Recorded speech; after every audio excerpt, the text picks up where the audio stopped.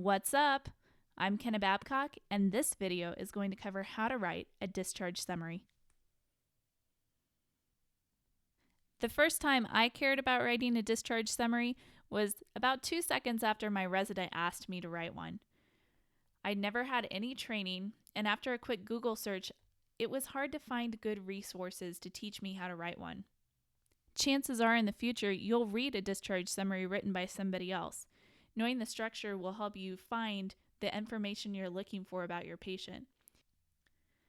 The third reason you should care about discharge summaries is that it's an ACGME core entrustable professional activity. That just means that on day 1 of intern year, you're expected to know how to write one. This is a checklist of all the things that should be included in a discharge summary. I'm not going to read them to you, but I recommend that you print it off for reference or take a screenshot of it and save it on your phone or computer for later. We'll briefly talk about a few parts of the discharge summary and then review an example of the brief hospital course as well as the patient instructions and medications. Finally, we'll go over some common mistakes that everyone makes when writing discharge summaries. The brief hospital course always starts with a summary statement related to the principal problem.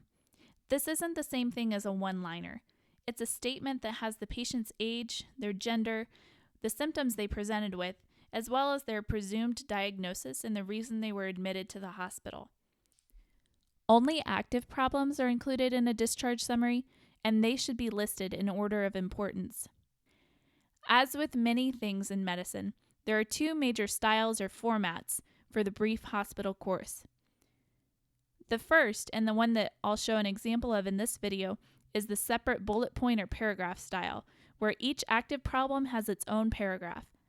This is in contrast to the story or narrative style. The most important part is that each active problem needs to have a brief description of the evaluation, treatment, outcome, complications, and follow-up. A complication may be any unexpected event, adverse reaction, or medical error.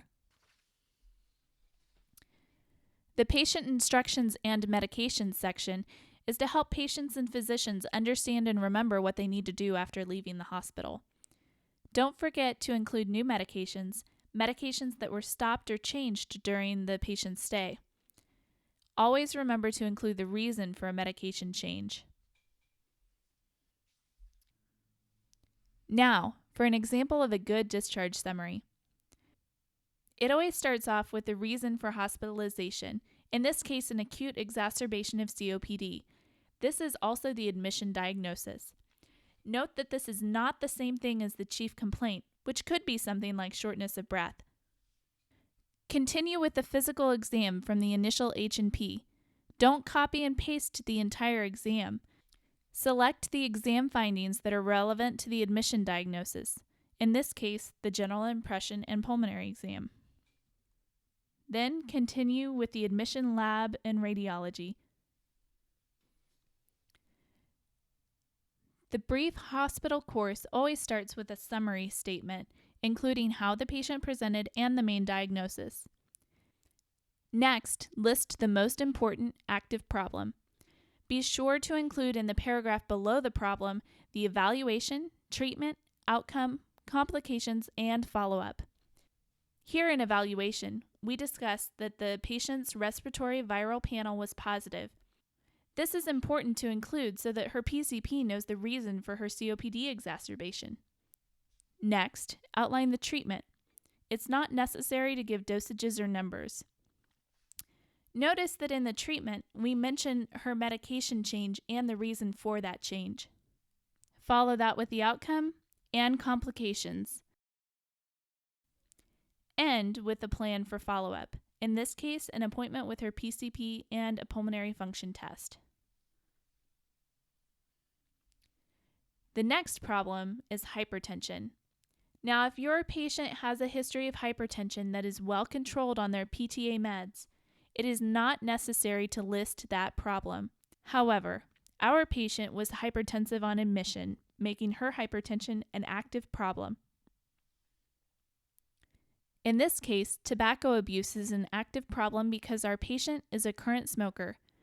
It is still important to discuss the evaluation, treatment, outcome, complications, and follow-up of each problem. Next, mention the discharge condition. In some EMRs, this comes from a drop-down menu. Always remember to reconcile the final diagnosis. A lot of times they're autofilled, but just because they're autofilled doesn't mean the computer's right in what those diagnoses are. Include any surgical procedures, significant diagnostic studies or other procedures, consults, and the patient's disposition. It should be noted that for diagnostic studies and procedures, you only need to list the studies. You don't need to copy and paste the report. Finally, include activity and diet orders and their follow-up. The medication section needs to include new medications, prior to admission medications, and any medications that were stopped. Be sure to state why the changes were made. Giving a reason helps the patient, but it's also courteous to the physician who may have started that med in the first place. Pending items that need follow-up would include pulmonary function tests for our patient. Other examples would be things like biopsies or send-out labs that take a long time to get back. In general, the discharge summary should be clear, organized, and brief. The hospital course should only contain active problems, and those problems need to be listed in order of importance. Labs and physical exam should only contain pertinent information. Procedures and imaging need to be listed, but don't copy and paste the reports into the discharge summary. And the reason for any med change needs to be explained. I want to thank my friends Ashley Clark and Stephanie Nance, who, like me, will be getting their MD in 2016. I also want to thank our mentors, Dr. Stoltzfus and Dr. Apole, who approved this curriculum and helped us create it. If this video was helpful to you, please share it with your friends, like the video, and subscribe. Thanks for watching, and don't forget to be awesome.